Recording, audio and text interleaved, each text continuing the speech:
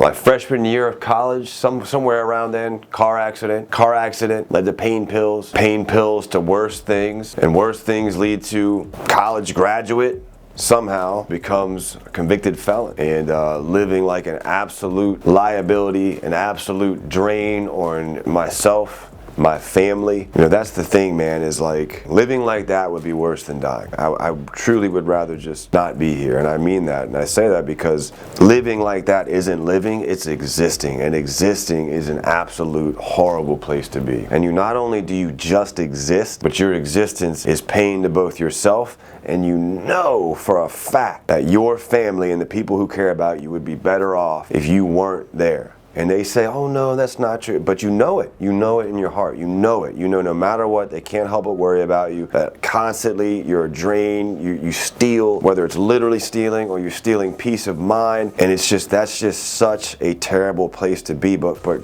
having gotten to that and lost everything of financial value, everything of like, internally, I lost everything. That's one thing, right? To lose, you know, a car is repoed. I didn't have a house, but I would have lost that too. All the jobs, all my credit. I couldn't get a bank account. Everything that made me an adult was gone. And I just never planned on coming back. I was dead in here. And I can say that, and I mean that with everything in me. I was dead in here.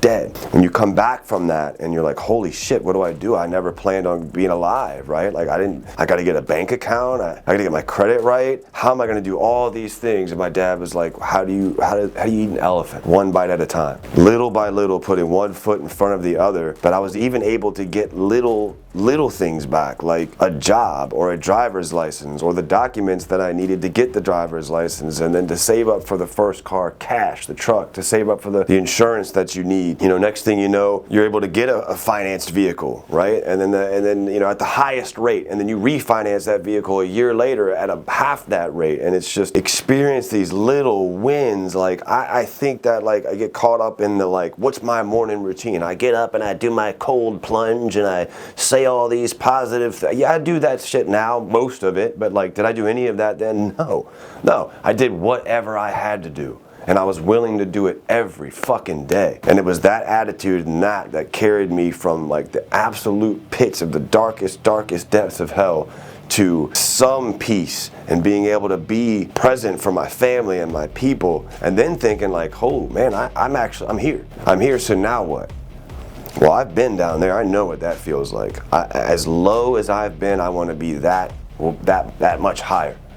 So forget average, forget playing it safe. I've never played it safe my whole life. So I'm going for extraordinary. We are the seekers of the extraordinary. The people I want around me are people who are seeking extraordinary. Don't tell me what I can't do, because I have already surpassed everything I ever thought I wouldn't be able to do. And at this point, you know, the fear that I had that I was completely fucking worthless and I would never amount to absolutely anything and I was a taker and I just sucked the life out of everything and everyone I ever loved, has gone from that to there is absolutely nothing I can't do. And that paradigm shift and what comes from that and the strength that comes from that and the resolve that comes from that, there's no one that I would bet on more than me. And I can't tell you what that does for somebody. Like, I went from having no confidence to the utmost confidence in no one other than myself, or no one more than myself.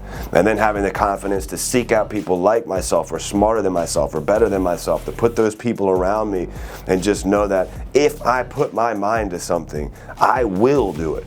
Not I might do it, I will do it. And like, there's nothing about me that says that I am anything unique or special, that only I can do that. Everybody can do that, and everybody should do that. You should seek the extraordinary, because we only get one shot at life, and no one knows that more than somebody coming back from addiction or depression, or who was there and was dead and is back. Like, no one knows that more. So I just encourage you, like, stop playing small and treat this like it is, which is the one at bat, your one, you know, this is your live audition. This is it. So stop playing small, start going after it with everything that you have, and treat it like someone like myself. And if you have been where I've been, you gotta go for it, right? Like, whatever that is, that's gonna set you up for that feeling of like, yes, I tried. I gave everything that I had, but there was no excuse that I left I gave it all on the field. That's my number one thing, is I refuse to play small. I refuse to play small. I refuse to have any regrets.